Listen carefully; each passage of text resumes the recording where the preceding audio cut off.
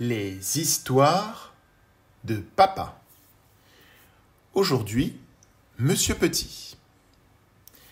Monsieur Petit était vraiment très petit. Tu n'as sans doute jamais vu quelqu'un d'aussi petit. Il était à peu près grand comme une épingle, ce qui n'est pas très grand.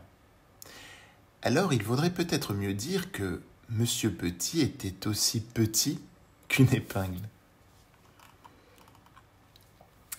Monsieur Petit vivait dans une toute petite maison, sous une marguerite, au fond du jardin de Monsieur Robinson. C'était une très jolie maison, vraiment minuscule. Elle convenait très bien à Monsieur Petit. Il s'y plaisait beaucoup. Un jour, Monsieur Petit décida de chercher du travail. Mais voilà, le malheur est qu'il existe peu de métiers pour petits hommes. Quel genre de travail pouvait-il bien faire? Monsieur Petit réfléchit longtemps, mais ne trouva pas d'idée. Pas une seule. Il continua pourtant de réfléchir tout en mangeant. Son repas se composait d'une moitié de petits pois, d'une miette de pain et d'une goutte de limonade. Tandis qu'il dégustait son repas, Monsieur Petit n'arrêtait pas de penser, sans aucun résultat. Cet effort lui donna soif, et il se reversa une goutte de limonade. « J'ai trouvé !» se dit-il. « Après le déjeuner, j'irai voir Monsieur Robinson pour lui demander son avis. » Mais la maison de Monsieur Robinson était au bout du jardin. C'était bien loin pour quelqu'un d'aussi petit que Monsieur Petit. À mi-chemin, tout essoufflé, il s'assit sur un caillou. Un ver de terre passait par là, il s'arrêta. « Bonjour, Monsieur Petit, » dit-il. « Bonjour, Ver-terre, » répondit Monsieur Petit, au ver de terre qu'il connaissait très bien. « Alors, on se promène ?» demanda Ver-terre. « Je vais voir Monsieur Robinson, » expliqua Monsieur Petit. « Ah bon ?» dit Ver-terre. « Je cherche du travail, » ajouta Monsieur Petit. « Ah bon ?» répéta le ver de terre qui n'avait pas beaucoup de vocabulaire. Après s'être reposé un moment, Monsieur Petit se remit en route et ne s'arrêta qu'une fois arrivé devant la maison de Monsieur Robinson. Il grimpa les marches de l'escalier qui menait à la porte. Il frappa. Mais personne ne l'entendit. Il frappa à nouveau. On ne l'entendit pas davantage. L'ennui, vois-tu, c'est que lorsque l'on est aussi petit que Monsieur Petit, on ne peut pas frapper très fort. Monsieur Petit leva les yeux.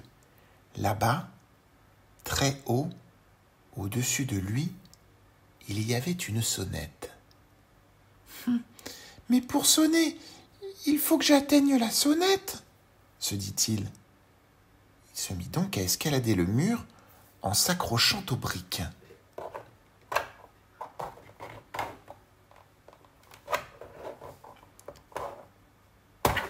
Arrivé à la 4e brique, il fit l'erreur de regarder en bas. « Oh là là !» s'écria-t-il, et il tomba. « Aïe !» fit Monsieur Petit en se frottant la tête. À cet instant, Monsieur Petit entendit des bruits de pas. C'était le facteur. Le facteur s'approcha de la porte et déposa le courrier. Il allait repartir quand il entendit une petite voix. « Bonjour !» disait la voix. Le facteur regarda par terre. « Bonjour !» dit-il à Monsieur Petit. « Mais qui êtes-vous ?»« Je suis Monsieur Petit, » dit Monsieur Petit. « Pourriez-vous sonner pour moi, s'il vous plaît ?»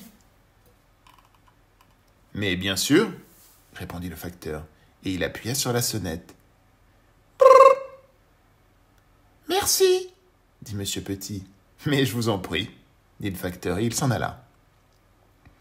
Monsieur Petit entendit les bruits de pas derrière la porte. La porte s'ouvrit. Monsieur Robinson regarda dehors. C'est bizarre, murmura-t-il. Je suis pourtant sûr d'avoir entendu sonner. Il allait refermer la porte quand une petite voix l'interpella. « Bonjour !» disait cette voix. « Bonjour, monsieur Robinson !» Monsieur Robinson regarda par terre attentivement. « Bonjour !» dit-il. « Mais que faites-vous là ?»« Je suis venu vous demander conseil, » dit monsieur Petit. « Ah, eh bien, » répondit monsieur Robinson. « Entrez et racontez-moi tout. » Monsieur Petit suivit monsieur Robinson dans sa maison. Il s'installa près de lui, sur l'accoudoir du fauteuil. Et il lui raconta qu'il avait envie de travailler, mais qu'il ne voyait pas du tout ce qu'il pourrait faire. Monsieur Robinson l'écouta, tout en buvant son thé. Voyons, dit monsieur Robinson. Laissez-moi réfléchir. Monsieur Robinson connaissait beaucoup de monde. Monsieur Robinson connaissait quelqu'un qui travaillait dans un restaurant. C'est ainsi que monsieur Petit trouva un emploi. Il remplissait les pots de moutarde. Mais chaque fois, monsieur Petit tombait dans le pot. Alors il quitta cet emploi. Monsieur Robinson connaissait quelqu'un qui travaillait dans un magasin de bonbons. C'est ainsi que monsieur Petit trouva un emploi. Il servait des bonbons. Mais chaque fois, monsieur Petit tombait dans le bocal.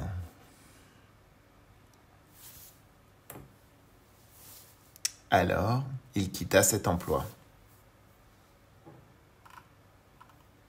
Monsieur Robinson connaissait quelqu'un qui travaillait dans une fabrique d'allumettes. C'est ainsi que monsieur Petit trouva un emploi. Il mettait les allumettes dans les boîtes. Mais chaque fois, monsieur Petit se retrouvait enfermé dans la boîte. Alors il quitta cet emploi. Monsieur Robinson connaissait quelqu'un qui travaillait dans une ferme. C'est ainsi que monsieur Petit trouva un emploi. Il triait les œufs blancs et les œufs foncés. Mais chaque fois, monsieur Petit se retrouvait coincé entre les œufs. Alors il quitta cet emploi. « Oh, que va-t-on faire de vous ?» demanda un soir monsieur Robinson à monsieur Petit. « Je ne sais pas, » répondit monsieur Petit d'une toute petite voix. « J'ai une autre idée, » dit monsieur Robinson. « Je connais quelqu'un qui écrit des livres pour les enfants. Vous pourriez peut-être travailler pour lui. » Alors le lendemain, monsieur Robinson emmena monsieur Petit chez cet écrivain. « Puis-je travailler pour vous ?» lui demanda monsieur Petit. « Bien sûr, » répondit l'écrivain. « Donnez-moi mon crayon et parle-moi de tous les métiers que vous avez faits. Je vais écrire un livre là-dessus, et je l'appellerai Monsieur Petit, » ajouta-t-il. « Mais ce livre n'intéressera pas les enfants !» s'écria monsieur Petit. « Mais si !» répondit l'écrivain. « Il leur plaira beaucoup. » Il ne se trompait pas. Tu l'as aimé, cette histoire, n'est-ce pas ?